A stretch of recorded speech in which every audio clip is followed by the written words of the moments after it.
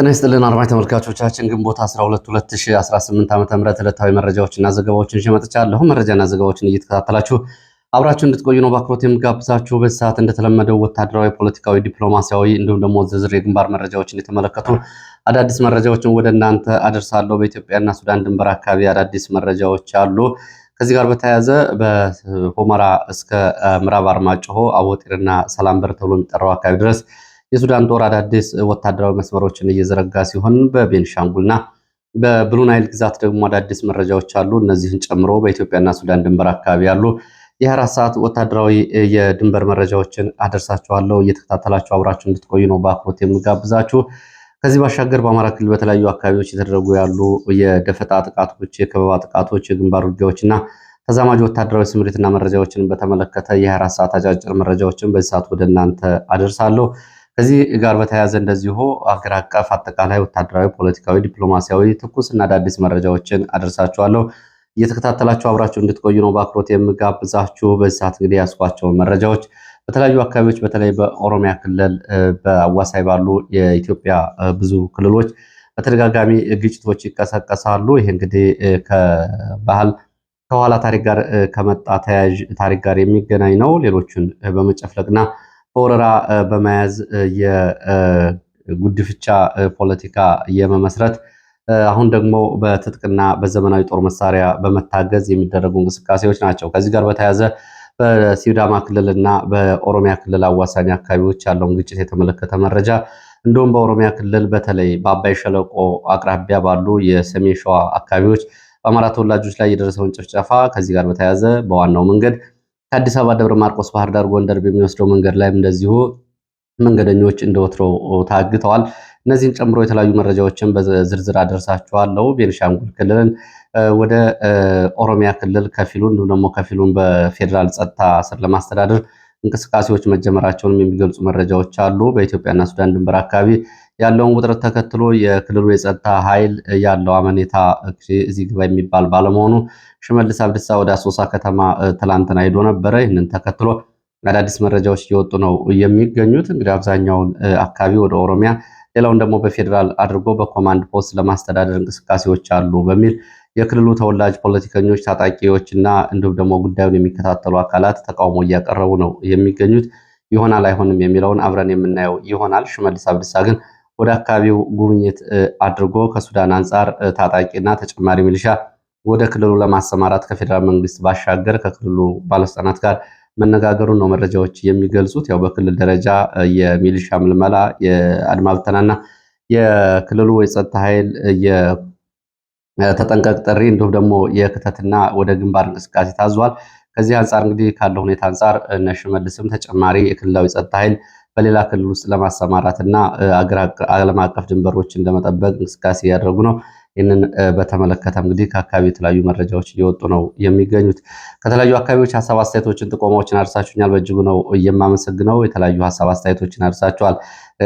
ከሀሳብና ከአስተያየቶቻችሁ መካከል ዲያስፖራው በአደባባይ ያለው ተሳትፎ ምንድን ነው የቀነሰው ለሚለው የተለያዩ አስተያየቶችን ሰጥታችሁ ተመልክቻለሁ። ከዚህ ጋር በተያያዘ መሬት ላይ ያሉትን ሁኔታዎች በተመለከተ እነሱ መስተካከል አለባቸው የሚል ብዙ ይዘት ያላቸው ዲያስፖራው መሬት ላይ ስላለው ትግል መረጃዎችን በቤተሰቦቹ በቅርብ ጓደኞቹ ነው መረጃዎችን የሚያሰባስበው። ከዚህ አንጻር መሬት ላይ ያለው ሁኔታ መስተካከል ያለባቸው ጉዳዮች ዲያስፖራውን እንደዚሁ ከትግል እንዲሸሽ አድርገውት ሊሆን ይችላል የሚል አስተያየት ተመልክቻለሁ። እንግዲህ እነዚህም ሆኑ ሌሎች ምክንያቶች ወደኋላ ቢባልና በዚህ ሁኔታ እንግዲህ አማራው ከፖለቲካዊ ወታደራዊ ውክልና ውጭ ሊሆን የሚችለው ወደፊት ከዚህ የበለጠ ጉዳይ እንደሆነ ታውቆና አሁን በወቅታዊ ሁኔታም በንጹሐን ላይ ጉዳት እየደረሰ ያለው በወገን ላይ ስለሆነ ይሄኛው ጉዳይ ያሉ ችግሮችን እንዲስተካከሉ ተጠግቶ መስራትና የራስ ጉዳይ ስለሆነ አለመሸሽ መፍትሄ ይሆናል። ወደ መረጃዎቹ ነው በቀጥታ የሚሄደው። ወደ መረጃዎቹ ሲሄድ ወደ ሰላሌ የሚወስደን መረጃን የማስከትለው በሰላሌ ቀጠና ገብረ ጉራቻ እና ሰላሌ መካከል አሊዶሮ ተብሎ በሚጠራ ቦታ ትላንትና 43 መንገደኞች ታግተው ተወስደዋል። ይህን ትናንትና መነጋገሪያ ከነበሩት መረጃዎች መካከል አንዱ ነበር። ታጣቂዎቹ ሹፌሩን በጥይት መተው ከባድ ቁስለኛ ሲያደርጉ በተሽከርካሪው ውስጥ እንደዚሁ በሶስት ሰዎች ላይም በጥይት ጉዳት ደርሷል። ይሄ እዚህ ቦታ በተሽከርካሪ ላይ የተፈጸመው የጥይት ድብደባ ወደ 19 ጊዜ የሚደርስ መሆኑና ጥይቱ ከፊት ከሾፌሩ አቅጣጫ የተተኮሰ መሆኑን የመረጃ ምንጮች ይገልጻሉ። 5 ተሳፋሪዎች ሩጠው ሲያመልጡ 43ቱ ታግተው ተወስደዋል። አውቶቡሱ ከአዲስ አበባ ወደ ደብረ ማርቆስ እየሄደ እንደነበር የመረጃ ምንጮች ገልጸዋል። በዚህ ቦታ ላይ ባለፉት ዓመታት ከ37 ጊዜ በላይ እገታዎች፣ ግድያዎች እንዲሁም ደግሞ የንብረት ውድመትና በሹፌሮች ላይ ግድያዎች ተፈጽመዋል። እንግዲህ እስከዛ ድረስ የተፈጸመው ተሽከርካሪዎች ይህንን ያህል ቁጥር እንዳላቸው የመረጃ ምንጮች ገልጸዋል። ከዚህ ጋር በተያያዘ እንግዲህ ዝርፊያው እየተፈጸመ ያለው በከተማና በጫካ በስምሪትና በቅንጅት በሚንቀሳቀሱ ታጣቂዎች ጥምረት እንደሆነ ነው መረጃዎች የሚያሳዩት። ከዚህ በፊት ከታጋቾቹ በተገኘ መረጃ መሰረት አጋቾቹ ሱሉልታ፣ ቡራዩ፣ አዲስ አበባ ዙሪያ ከኦሮሚያ ክልል ፖሊስና የጸጥታ አባላት ጋር ስምሪት እንዲሁም ደግሞ ግዳጆችንና መረጃዎችን የሚቀባበሉባቸው አድራሻዎችና ቢሮዎች እንዳሏቸው ጭምር ታግተው የተለቀቁ ሰዎች ይህንን አጋልጠዋል። ከዚህ በፊት ከታጋቾቹ በተገኘው መረጃ እንግዲህ አጋቶቹ ሱሉልታና ቡራዩ የመገናኛ ወይም ደግሞ የቀጠሮ መያዣ የስምሪት መቀበያ ቢሮዎች አሏቸው። ከዚህ ጋር በተያያዘ በዚህ እገታ ሆቴል ህንፃ የሚሰሩ የኦሮሚያ ክልል የጸጥታ ባለስልጣናት እንዳሉም እንደዚሁ መረጃ ምንጮቹ ገልጸዋል። ይህንን በተመለከተ እንግዲህ ከክልሉ የጸጥታ ቢሮዎች ጋር በቅንጅት ነው እነዚህ ታጣቂዎች እገታ የሚፈጽሙት። ይሄ ቦታ ይታወቃል። ለምን የጸጥታ ኃይል እንደማይሰማራበትም ሲጠየቁ እንግዲህ ያው የሌሎቹ የገንዘብና የጥቅም ሰንሰለት ያለበት የእገታ ቦታ ስለሆነ ነው። ከዚህ ጋር በተያያዘ እንግዲህ በአንድ መኪና እስከ 50 ሚሊዮን እስከ 100 ሚሊዮን ብር ድረስ ነው ከ1 ሚሊዮን እስከ 2 ሚሊዮን ተሳፋሪዎች በአንድ ዙር እየተጠየቁ የሚገኙት። በዚህ ሁኔታ ብዙዎቹ መክፈል ያልቻሉ ተገድለዋል። የአካል ጉዳት ደርሶባቸዋል። የስነ ልቦና ጫና ደርሶባቸዋል። መክፈል የቻሉ ደግሞ ያላቸውን ጥሪት እንዲሁም ደግሞ ከሰው ለምነውም ከፍለው ወጥተዋል። ይህ እንግዲህ እየተፈጸመ ያለውን ሰቆቃ የሚያሳይ ነው። በዚሁ በሰሜን ሸዋ በጎሐጽዮን ወረዳ በአባይ ሸለቆ ቆላማ መንደሮች ታጣቂዎች ከባድ ጥቃት መፈጸማቸውንም የወጡ መረጃዎች ይገልጻሉ። በጎሐጽዮን ወረዳ በአማራ በብዛት በሚኖርባቸው የአባይ ሸለቆ ቆላማ ቀበሌዎች ታጣቂዎቹ ወደ መንደሩ ዘልቀው በመግባት በቁጥር ያልታወቁ ሰዎችን አፍነው ወስደዋል፣ ግድያ ፈጽመዋል። እንዲሁም ደግሞ መኖሪያ መንደሮችን በእሳት በማቃጠል አውድመዋል ነው የተባለው።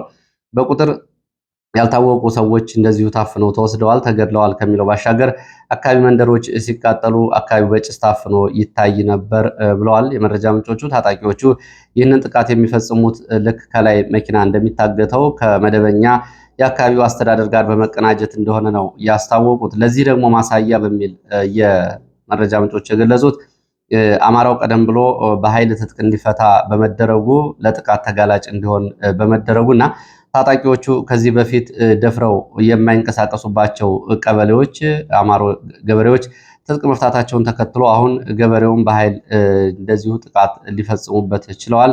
ይህ እንግዲህ በተቀናጀ ሁኔታ የሚፈጸም ጥቃት ነው። እነዚህ ጥቃቶች የተፈጸሙባቸው የጎሐጽዮን ቆላማ የአባይ ሸለቆ መንደሮች መነሰሬ፣ ድሬ፣ ጅበል፣ የእጁ፣ ደንበዛ፣ ማናዩ፣ ገነት፣ ሲሮ፣ ግርሚ ተብሎ በሚጠሩ መንደሮች ነው። እነዚህ ታጣቂዎች ይህንን ጥቃት እየፈጸሙት ጥቃቱ የተፈጸመው ትናንትና ግንቦት 11 2018 ከረፋዱ 3 ሰዓት እስከ አመሻሹ 11 ሰዓት ድረስ እንደሆነ መረጃዎች ይጠቁማሉ። ወደ ሌሎች መረጃዎች ስንሄድ ደግሞ በኦሮሚያ ክልል እና በሲዳማ ክልል አዋሳኝ አካባቢዎች በተቀሰቀሰ ግጭት ከ17 በላይ ሰዎች ሕይወታቸው ማለፉን የመረጃ ምንጮች ገልጸዋል። በሲዳማ ክልል ጭሬ ወረዳ እና በኦሮሚያ ክልል ሃሮንፋማ ወረዳዎች መካከል የጉባ ሄማ ተብሎ በሚጠራ ቦታ በተቀሰቀሰው ግጭት 17 ሰዎች ሕይወታቸው አልፏል።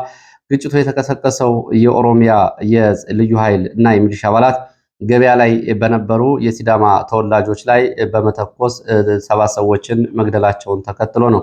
ይህንን ተከትሎ ዘጌት ብሎ የሲዳማ ክልል የአካባቢ ጸጥታ ኃይልም ያጸፋ ምላሽ ሰጠ። በዚህ መሃል እንግዲህ የኦሮሚያ ሚሊሻና አድማ ብተናን ጨምሮ 17 ሰዎች መገደላቸውን ከአካባቢ የወጡ መረጃዎች እያሳያሉ። ቁስለኞቹ ወደ ቦረና ጭሬ እና ሐዋሳ ሆስፒታል ስለመወሰዳቸውም ከአካባቢ የወጡ መረጃዎች ይህንን አረጋግጠዋል።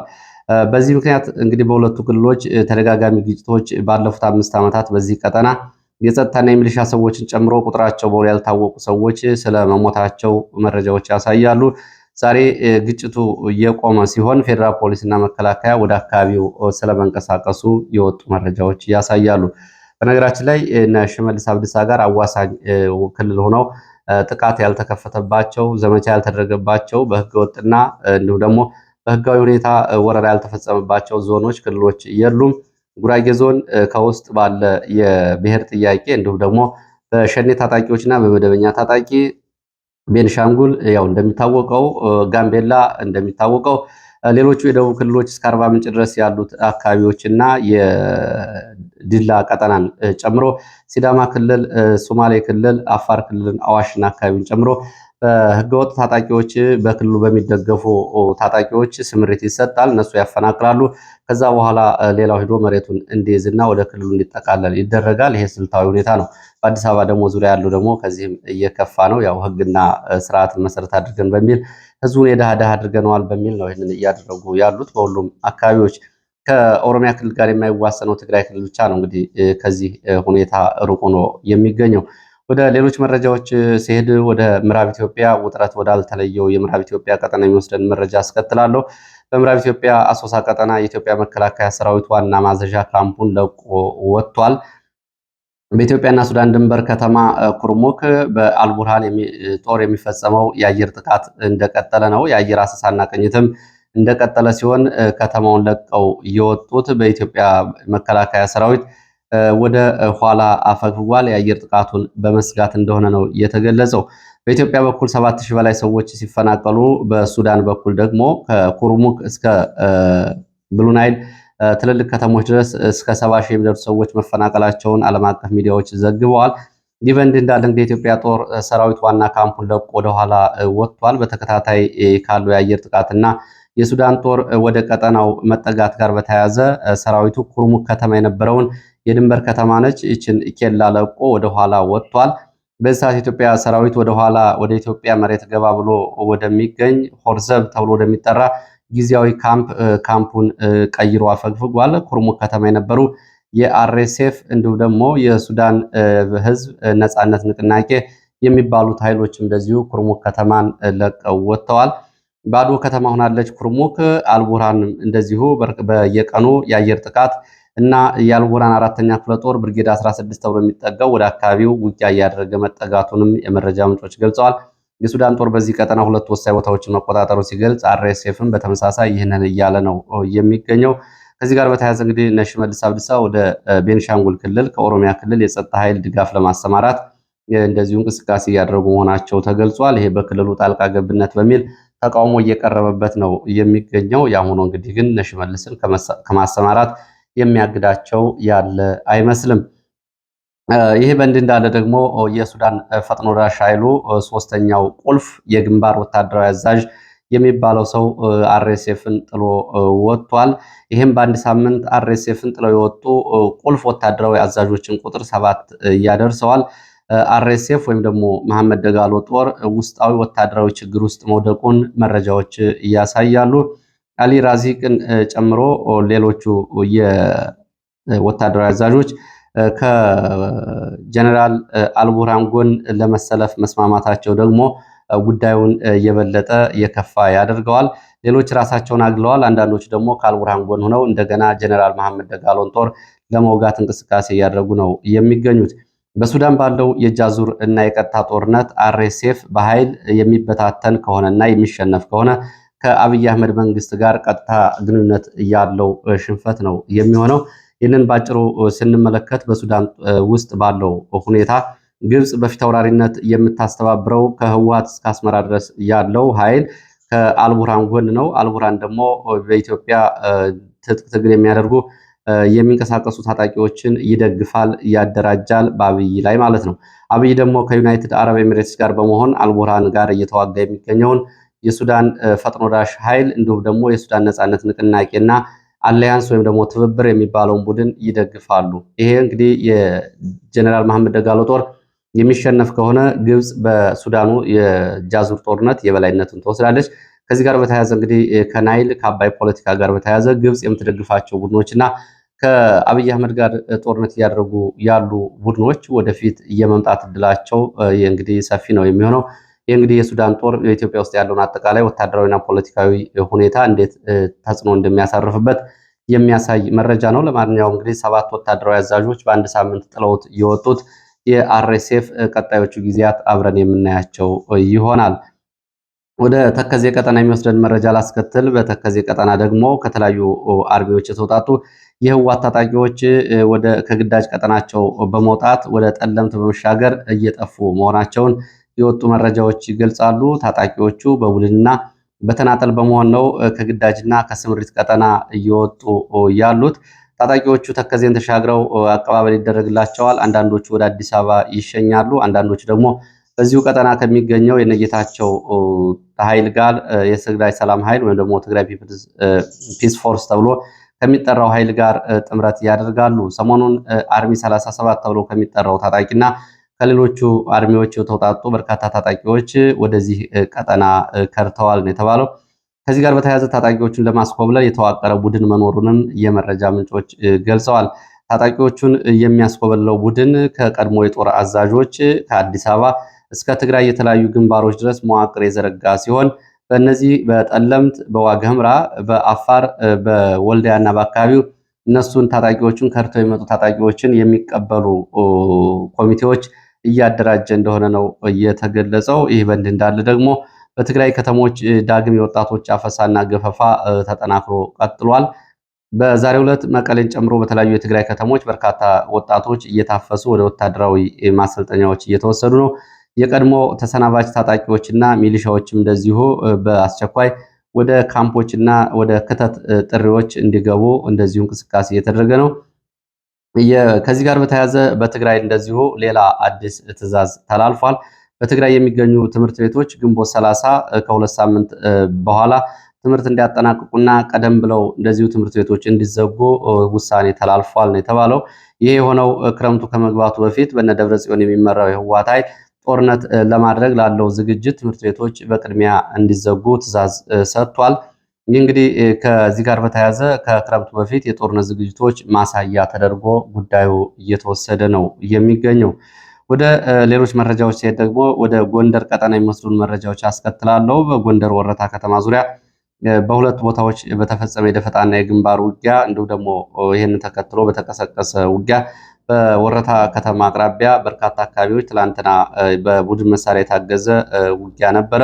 በዚህም ቁሳዊና ወታደራዊ ጉዳት ደርሷል። ከወረታ ከተማ ወደ ጣና ክርስቶስ ሰምራ ለምርጫ ቅስቀሳ እንዲሁም ደግሞ ለዓመታዊ በዓል እጀባና በዓመታዊ በዓል ላይ በመገኘት እንደዚሁ የምርጫ ቅስቀሳ ለማድረግ ሲንቀሳቀስ ከነበረ መከላከያ፣ አድማ ብተናና ሚሊሻ ካጀበው የብልጽግና የአካባቢው አስተዳደር ጋር ነው ውጊያ የተደረገው። በዚህም ጥቃት ተከፍቶ ጉዳት ደርሷል።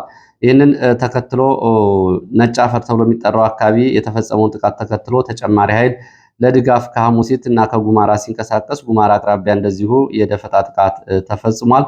ጉማራ አቅራቢያ በተፈጸመው የደፈጣ ጥቃት እንደዚሁ ይህ ኃይል ወደኋላ ተመልሷል። ይህንን ተከትሎ ከሐሙሲት ሽፋን ለመስጠት የመጣው ኃይል ወደኋላ ሲመለስ ከወረታ ተጨማሪ ኃይል እንደዚሁ ሲወጣ ፋኖም ወደ ወረታ ከተማ መጠጋቱን ነው መረጃዎች የገለጹት። በዚህ ምክንያት ከወረታ እስከ ጉማራ ባሉ 5 ቦታዎች ለተከታታይ ሰዓታት የቆየ ውጊያና ተኩስ ነበረ። ኮሌጅ፣ ሙስሊም መቃብር፣ መነጉዘር ተብሎ የሚጠሩትና ነጭ አፈር ተብሎ የሚጠሩት አካባቢዎች ውጊያና ተኩስ የነበረባቸው ቦታዎች ናቸው። ይህንን በተመለከተ የደረሰው ዝርዝር ጉዳት በውል አልታወቀም። ወደ ሌላው መረጃችን ስንሄድ ወደ ምዕራብ ጎጃም የሚወስደን መረጃ ነው። በምዕራብ ጎጃም ሰከላ ቋሪት መስመር ወደ ማክሰኝት ከተማ እንቅስቃሴ ላይ በነበረ የመከላከያ አድማ ብተናና ሚሊሻ ላይ በተፈጸመ ድንገተኛ ወታደራዊ ጥቃት ወታደራዊ ኪሳራ ደርሷል። ጥቃቱ የተፈጸመው ከገነት አቦ ከፍኖ ሰላምና ከአጉት ሰከላ ወደ ማክሰኝ ቋሪት ስምሪት ላይ በነበረ እግረኛ ላይ ነው። በጥቃቱ የደረሰው ጉዳት በውል አልታወቀም። ሆኖም ወደ ማክሰኝ እንቅስቃሴ ላይ የነበረው ኃይል በደፈጣ ጥቃቱ ምክንያት ወደኋላ ተመልሷል። ከዚህ ጋር በተያያዘ በተለያዩ ቀጠናዎች ከግዳጅ እና ከስምሪት ቀጠና የሚወጡ ወታደሮችን በተመለከተም እንደዚሁ የ24 ሰዓት መረጃዎች በተለያዩ አካባቢዎች በሸዋ 9 አየር ወለድ አባላትና የሚሊሻ አባላት ከነትጥቃቸው ወደ ፋኖ ተቀላቅለዋል። ምስራቅ ጎጃም እንደዚሁ ወደ 13 የሚሊሻ አባላት፣ ጋይንት 8፣ እብናት መናመቀጠዋ 4፣ መቄት 4 ባለፉት 24 ሰዓት መሳሪያና ትጥቃቸውን በመያዝ ወደ ፋኖ ስለመቀላቀላቸው የመረጃ ምንጮች ገልጸዋል። ከነዚህ መካከል የሻለቃ አዛዥ እና የሻምበል አዛዦችም ይገኙበታል። መገናኛ ሬዲዮ የጦር ሜዳ መነጽርን ጨምሮ ዘመናዊ ትጥቆችን ይዘው ነው ወደ ፋኖ የተቀላቀሉት።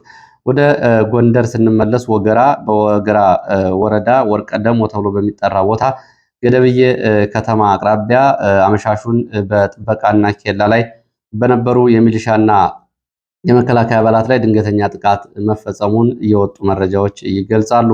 በዚህ ፋኖ በፈጸመው ድንገተኛ ጥቃት የደረሰው ጉዳት አልታወቀም። እንግዲህ በዚህ ለሰዓታት የቆየ ተኩስ ነበር ወርቀ ደሞ ተብሎ የሚጠራው አካባቢ ሲሉ የዓይን እማኞች ይህንን ገልጸዋል። ሌላው መረጃችን እንደዚሁ ወደ ምዕራብ ወሎ ወረዳዎች የሚወስደን ነው። በምዕራብ ወሎ በተለያዩ አካባቢዎች ያለው ውጊያና የአየር አሰሳ እንደቀጠለ ነው። በዚህ ምክንያት እንደዚሁ ወደ አካባቢው ተጨማሪ ኃይል እየተንቀሳቀሰ እንደሆነ የወጡ መረጃዎች ይገልጻሉ።